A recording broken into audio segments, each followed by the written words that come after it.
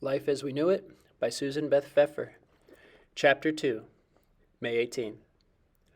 Sometimes when Mom is getting ready to write a book, she says she doesn't know where to start, that the ending is so clear to her that the beginning doesn't seem important anymore. I feel that way now, only I don't know what the ending is, not even what the ending is tonight. We've been trying to get Dad on his landline and cell phone for hours, and all we get are the kind of rapid-paced busy signals that mean the circuits are tied up. I don't know how much longer Mom will keep trying, or whether we'll talk to him before I fall asleep. If I fall asleep. This morning seems like a million years ago.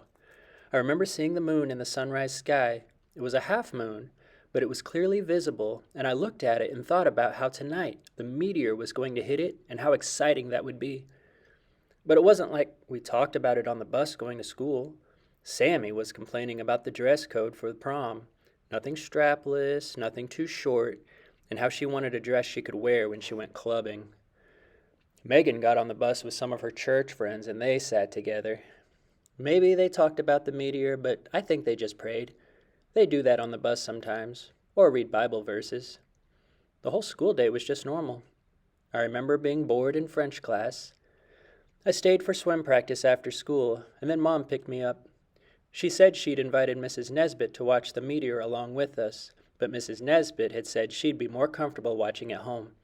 So it was just going to be Johnny and Mom and me for the big event. That's what she called it, the big event. She also told me to finish my homework early so we could make a party of it after supper. So that's what I did. I finished 2 of my moon assignments and did my math homework, and then we ate supper and watched CNN until around 8:30. All CNN talked about was the moon. They had a bunch of astronomers on, and you could see how excited they were. Maybe after I'm through playing second for the Yankees, I'll be an astronomer, Johnny said. I'd been thinking the exact same thing. Well, not about playing second for the Yankees. The astronomers looked like they loved what they were doing. You could see how excited they were that this asteroid was going to make a direct hit on the moon. They had charts and computer projections and graphics, but basically, they looked like big kids at Christmas. Mom had gotten out Matt's telescope and she'd found the really good pair of binoculars that had somehow hidden themselves last summer. She'd even baked chocolate chip cookies for the event, so we carried a plate out and napkins. We decided to watch from the road since we figured we'd have a better view from up front. Mom and I brought out lawn chairs, but Johnny decided to use the telescope. We didn't know exactly how long the hit was going to take, or if there'd be something exciting to see afterward. It seemed like everyone on the road was out tonight. Some of the people were on their decks having late barbecues, but most everyone else was in front of their houses like we were. The only one I didn't see was Mr. Hopkins, but I could tell from the glow in his living room that he was watching on TV. It was like a big block party. The houses are so widespread on our road, you couldn't really hear anything, just a general happy buzz. When it got closer to 9:30, things got really quiet. You could sense how we were all craning our necks, looking toward the sky. Johnny was at the telescope, and he was the first one who shouted that the asteroid was coming. He could see it in the night sky, and then we all could. The biggest shooting star you could imagine. It was a lot smaller than the moon, but bigger than anything else I'd ever seen in the sky. It looked like it was blazing, and we all cheered when we saw it. For a moment, I thought about all the people throughout history who saw Halley's Comet and didn't know what it was, just that it was there and frightening and awe-inspiring.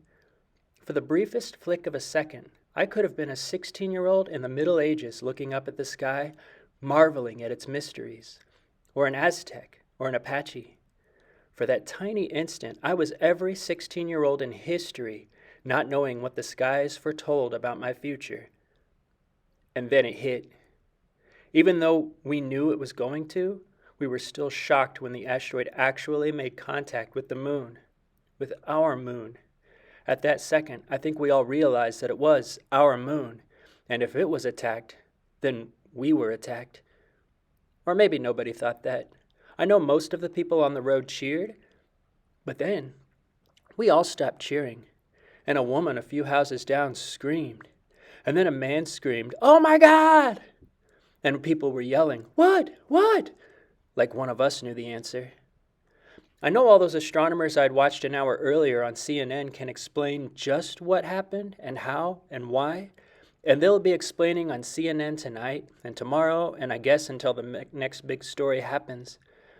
I know I can't explain because I don't really know what happened, and I sure don't know why. But the moon wasn't a half moon anymore. It was tilted and wrong and a 3/4 moon, and it got larger, way larger. Large like a moon rising on the horizon, only it wasn't rising. It was smack in the middle of the sky, way too big, way too visible. You could see details on the craters even without the binoculars that before I'd seen with Matt's telescope. It wasn't like a big chunk of it flew off into space. It wasn't like we could hear the sound of the impact, or even that the asteroid hit the moon dead center. It was like if you're playing marbles and one marble hits another on its side and pushes it diagonally. It was still our moon, and it was still just a big dead rock in the sky, but it wasn't benign anymore. It was terrifying, and you could feel the panic swell all around us. Some people raced to their cars and started speeding away. Others began praying or weeping.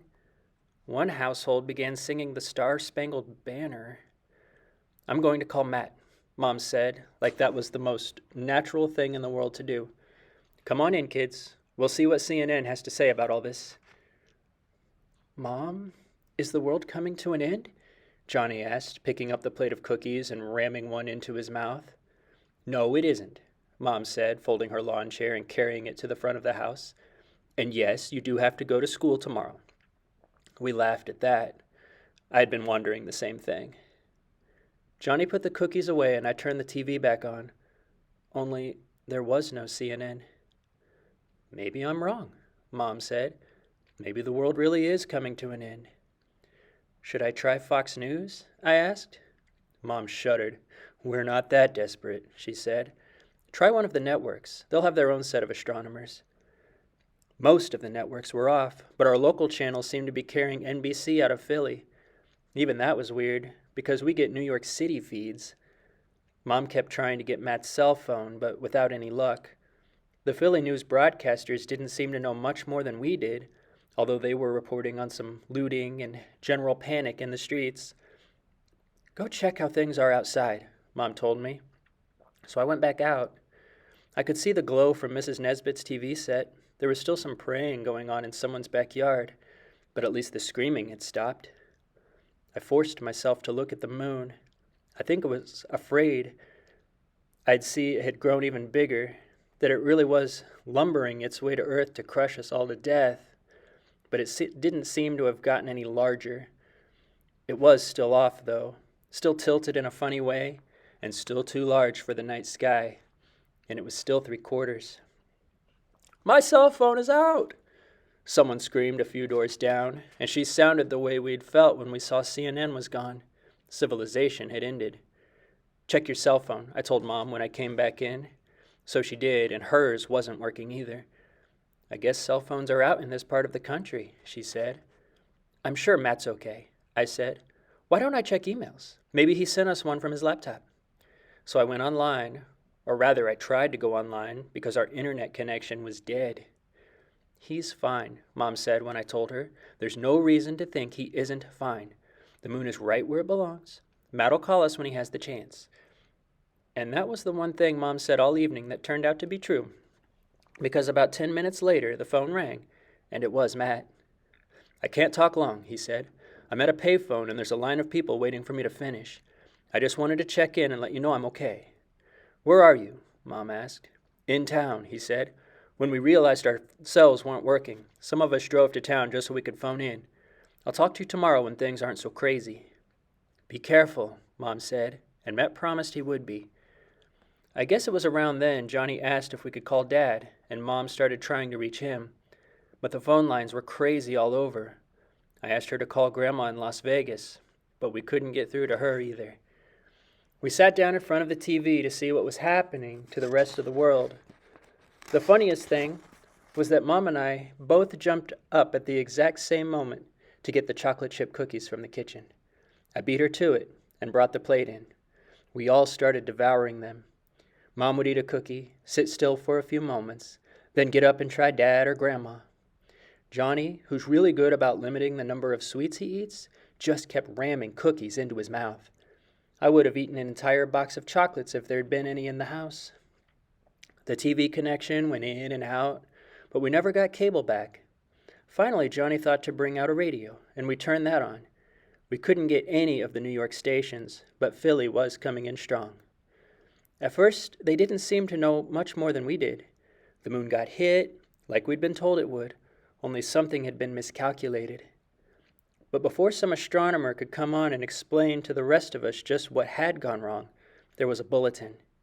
First, we heard it on the radio, and then we got enough TV reception to see it as well, so we turned the radio off. Whoever was broadcasting the news must have heard it over his little earphone, because he actually turned pale and then said, "Are you sure? Has that been confirmed?" He paused for a moment to listen to the reply, and then he kind of turned to face the camera. Mom grasped my hand in Johnny's. "It'll be all right," she said. "Whatever it is, we'll get through this." The newsman cleared his throat, like taking an extra few seconds was going to change what he had to say. "We are receiving reports of widespread tsunamis," he said. "The tides, as most of you know, the moon controls the tides, and the moon, well, whatever happened this evening at 9:37 p.m., and we don't know just what really did happen, but whatever it was, the tides were affected. Yes, I got that. The tides seem to have swelled far beyond their normal boundaries. The reports coming in are from people in airplanes who happened to be flying overhead at the time. Massive flooding has been reported all over the eastern seaboard. There has been some confirmation of this, but these reports are all preliminary. Sometimes you hear the worst, and it doesn't prove that way at all. Wait a second." I quickly thought about who I knew on the eastern seaboard. Matt's in Ithaca and Dad's in Springfield. Neither one was anywhere near the ocean. "New York City," Mom said. "Boston. She has publishers in both cities and goes there on business." "I'm sure everybody's fine," I said. "You'll go online tomorrow and send everybody emails and make sure they're okay." "All right, we are getting some confirmation," the newsman said. "There are confirmed reports of tidal waves 20 feet or higher in New York City. All power there has been lost, so these are very sketchy reports. The tides don't seem to be stopping. AP is reporting that the Statue of Liberty has been washed out to sea." Mom started crying. Johnny was just staring at the TV like it was broadcasting in a foreign language. I got up and tried Dad again. Then I tried Grandma, but all I got was the busy circuit signal.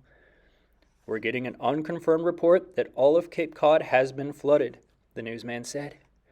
"Again, this is unconfirmed, but the AP is reporting that Cape Cod," and he paused for a moment and swallowed, "that Cape Cod has been completely submerged. The same seems to be true of the barrier islands off the Carolina coast. Just gone." He stopped again to listen to whatever was being said through his earpiece. "All right, there is confirmation of massive damage to Miami, many deaths, many casualties." "We don't know what he's saying is true," Mom said. "Things get exaggerated. Tomorrow morning we may find out all this didn't really happen. Or if it did, it wasn't nearly as bad as they thought it was. Maybe we should just turn the TV off now and wait until tomorrow to see what really happened. We may be scaring ourselves for no reason whatsoever." Only she didn't turn the TV off. "There's no way of knowing the number of deaths," the newsman said. "Communication satellites are down. Telephone lines are down. We're trying to get an astronomer from Drexel to come to our studio to tell us what he thinks is happening. But as you can imagine, astronomers are pretty busy right now. All right, we seem to be getting a national feed again, so we're cutting to our National News Bureau for a live update."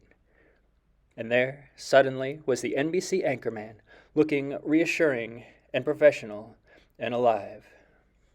"We're expecting word from the White House momentarily," he said. "Early reports are of massive damage to all the major cities on the eastern seaboard.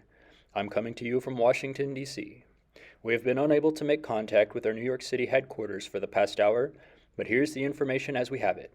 Everything I'm going to announce has been verified by 2 sources." It was like one of those lists on the radio to let you know which schools were having snow days, only instead of it being school districts in the area, it was whole cities, and it wasn't just snow. New York City has suffered massive damage, the anchor said. Staten Island and the eastern section of Long Island are completely submerged. Cape Cod, Nantucket, and Martha's Vineyard are no longer visible. Providence, Rhode Island, in fact, most of Rhode Island, can no longer be seen. The islands off the coast of the Carolinas are gone. Miami and Fort Lauderdale are being battered. There seems to be no letting up. We've now had confirmation of massive flooding in New Haven and Atlantic City. Casualties on the eastern seaboard are believed to be in the hundreds of thousands. Naturally, it is far too early to tell if that number is excessive. We can only pray that it is. And then, out of nowhere, was the president. Mom hates him like she hates Fox News, but she sat there transfixed. I'm broadcasting to you from my ranch in Texas, the president said. The United States has suffered its worst tragedy, but we are a great people and we will place our faith in God and extend a helping hand to all who need us. Idiot, Mom muttered, and she sounded so normal we all laughed. I got up again and tried the phone with no luck. By the time I got back, Mom had turned the TV off. We're fine, she said. We're well inland. I'll keep the radio on, so if there's any call for evacuation, I'll hear it. But I don't think there will be. And yes, Johnny, you have to go to school tomorrow. Only this time we didn't laugh. I said goodnight and went to my bedroom. I've kept the clock radio on, and I keep hearing reports. The tides seem to have pulled back from the East Coast, but now they're saying the Pacific is being affected also. San Francisco, they say, and they're afraid for LA and San Diego. There was one report that Hawaii is gone, and parts of Alaska, but no one knows that for sure yet. I looked out my window just now. I tried to look at the moon, but it scares me.